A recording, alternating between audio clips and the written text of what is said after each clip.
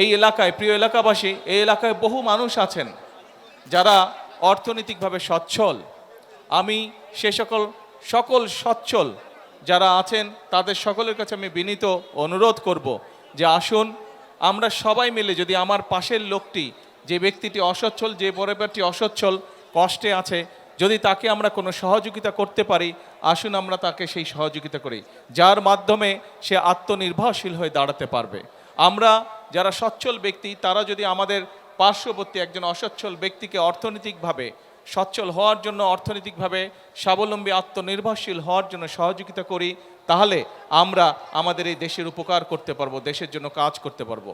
Vitamin E ও C serum 8টি প্রাকৃতিক oil সমৃদ্ধ লিলি সিরাম অয়েল, যা চুল পড়া কমায় মাত্র 30 দিনে। প্রিয় ভাই বোনেরা, শহীদ রাষ্ট্রপতি জিয়াউর রহমান আমাদেরকে দেখিয়েছেন কিভাবে রাষ্ট্রকে গঠন করতে হয়, দেশকে গঠন করতে হয়। শহীদ রাষ্ট্রপতি জিয়াউর রহমান আমাদেরকে দেখিয়েছিলেন কিভাবে কঠোর পরিশ্রম করতে হয়।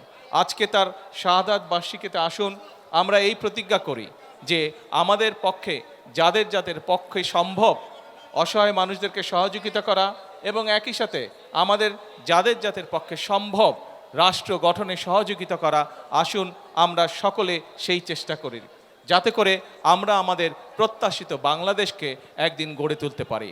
আজকে শহীদ রাষ্ট্রপতি জিয়াউর রহমানের এই 45তম শাহাদাত বার্ষিকীতে এটিই হোক আমাদের শপথ, এটিই হোক আমাদের প্রতিজ্ঞা। সেই আশা ব্যক্ত করে আমার বক্তব্য শেষ করছি। আল্লাহ হাফেজ। বাংলাদেশ জিন্দাবাদ।